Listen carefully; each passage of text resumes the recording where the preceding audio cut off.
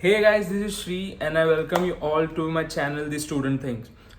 आज इस वीडियो में हम बात करेंगे डॉक्यूमेंट्स जो हमें लगने वाले हैं to apply in international colleges या फिर universities. So basically guys 15 documents है जो मैं बताऊंगा और एंड में कुछ चीज़ें भी बताऊंगा जो आपको डॉक्यूमेंट कलेक्टिंग के टाइम पे याद रखनी है. तो वीडियो को एंड तक देखते रहना, बहुत सारी इंफॉर्मेटिव चीज़ें आने वाली है. और अगर आपने चैनल को अभी तक सब्सक्राइब नहीं किया है तो चैनल को सब्सक्राइब करिए, बहुत मोटिवेशन मिलता है. So let's get into the video.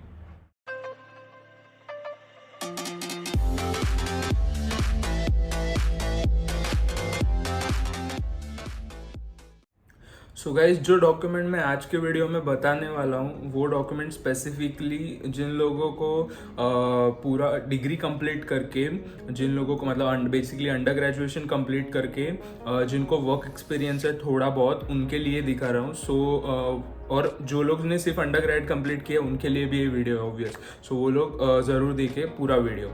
सो सबसे पहला और इम्पॉर्टेंट डॉक्यूमेंट है that is your 10th standard का मार्कशीट, जो कि हमें स्कूल से ही मिलता है, तो वो हमें रहना ज़रूरी है. सेकेंड आपका एकेडमिक डॉक्यूमेंट है, वो है 12th स्टैंडर्ड का मार्कशीट. ये दोनों भी डॉक्यूमेंट आपको रहना बहुत इंपॉर्टेंट है.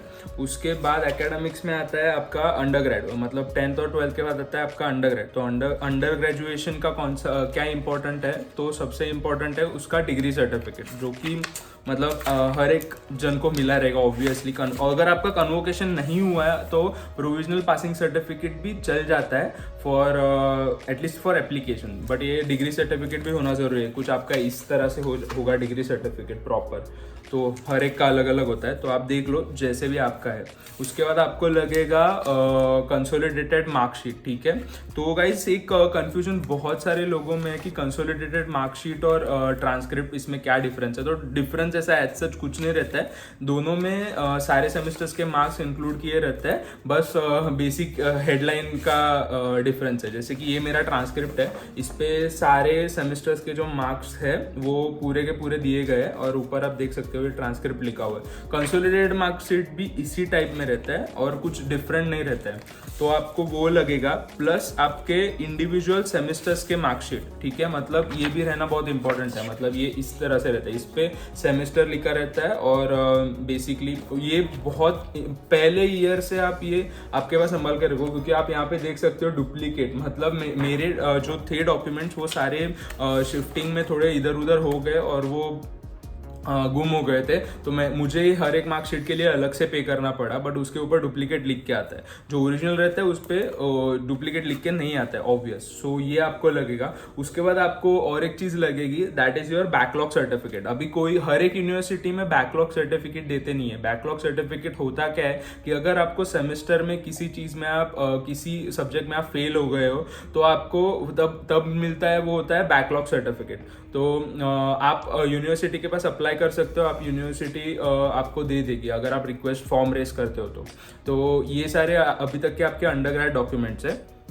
नेक्स्ट आपको लगेगा आपका SOP, that is your statement of purpose. Like उसमें क्या क्या इंक्लूड करना रहता है और क्या क्या रहता है, इसके बारे में ऑलरेडी बहुत सारे यूट्यूब वीडियोस है, बट स्टिल मैं भी एक बनाऊंगा जब मेरा SOP कैसे मैंने बनाया वो चीज़ के लिए. ठीक है, उसके बाद होता है आपका letter of recommendation, that is your LOR. So LOR के बारे में एक चीज़ मैं बताना चाहूँगा. LOR अगर आप ले रहे हो, आपको ऑलरेडी एक्सपीरियंस है, आप किसी ऑर्गेनाइजेशन के लिए वर्क किए हो आफ्टर योर अंडर ग्रेजुएट, तो आप उसी से LOR लेना जिसके साथ आपने डायरेक्ट काम किया हो. लाइक मैं सिंपल एक एग्जांपल देता हूँ. जैसे कि अभी मैं एक ऑफिसर लेवल पे काम करने वाला हूँ और मेरे साथ मेरा डायरेक्ट रिपोर्टिंग मेरे मैनेजर को है, तो उसने मेरे साथ पर्सनली काम किया है, वो मेरा डायरेक्ट सीनियर है, तो मैं उससे ही मेरा LOR ले लूँगा, ना कि मैं जाऊँगा डायरेक्टर या फिर जनरल मैनेजर के पास. इससे क्या होता है, यूनिवर्सिटीज़ को समझ में आता है कि जो आपके साथ डायरेक्ट जिसने काम किया उसका आपके साथ एक्सपीरियंस कैसा है. इवन फॉर कॉलेज स्टूडेंट अगर मैं आपको रिकमेंड करूंगा कि LOR उन्हीं से लो जिनसे आप वो सब्जेक्ट सीखे हो. मतलब जो आप पोस्ट ग्रेजुएशन के लिए सब्जेक्ट ले रहे हो वो उसका थोड़ा सा ओवरव्यू या फिर उसके रिलेटेड कुछ सब्जेक्ट जो आपको अंडर ग्रेजुएट में टीचर सिखा रहा है उनसे ही लो. ठीक है। सो वो एक बेटर इम्पैक्ट गिराता है ऑन द यूनिवर्सिटी या फिर ऑन द कॉलेज। सो ये एक था LOR के बारे में। उसके बाद आपको लगेगा आपका IELTS का TRF, दैट इज IELTS का रिजल्ट, ऑब्वियस है। सो क्योंकि हर एक यूनिवर्सिटी या फिर कॉलेज का उसका एक अपना IELTS का क्राइटेरिया रहता है, तो उसके लिए आपको IELTS का TRF लगेगा, ठीक है।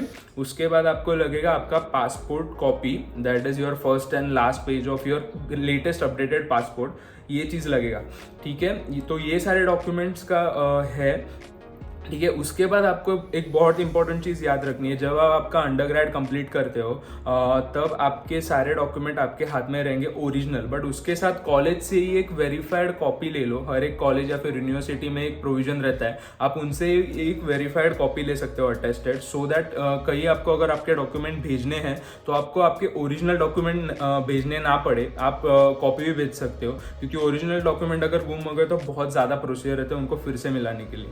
सो आप आपके जो अटेस्टेड जेरोक्स डॉक्यूमेंट है वो आप भेज सकते हो। तो एक कॉपी हर एक डॉक्यूमेंट की आप ले लो, एक या दो से तीन कॉपी आप ले सकते हो फॉर अ सेफर साइड, ठीक है। उसके बाद लास्ट डॉक्यूमेंट जो है वो आपको लगेगा आपका रेज्यूमे।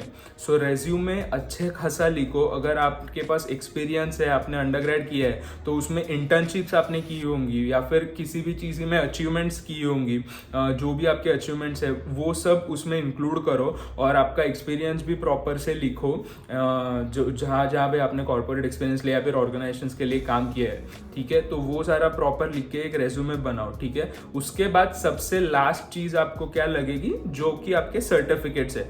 मतलब कि अगर आपने अपने कुछ अचीवमेंट्स अगर SOP में या फिर अपने रेज्यूमे में इंक्लूड किए तो आपको उसके रिगार्डिंग सर्टिफिकेट्स लगेंगे कंपलसरी, तो वो आपको देने बहुत ज़रूरी है। तो एक सपोर्टिंग डॉक्यूमेंट भी बन जाता है, तो उसकी हार्ड कॉपीज भी रख लो। आजकल सॉफ्ट कॉपी में ही सब काम हो रहा है due to covid thing, but still इस सब के हार्ड कॉपीज अपने पास रखने बहुत इंपॉर्टेंट है। सो गाइज ऑलमोस्ट सारे डॉक्यूमेंट्स मैंने कवर किए।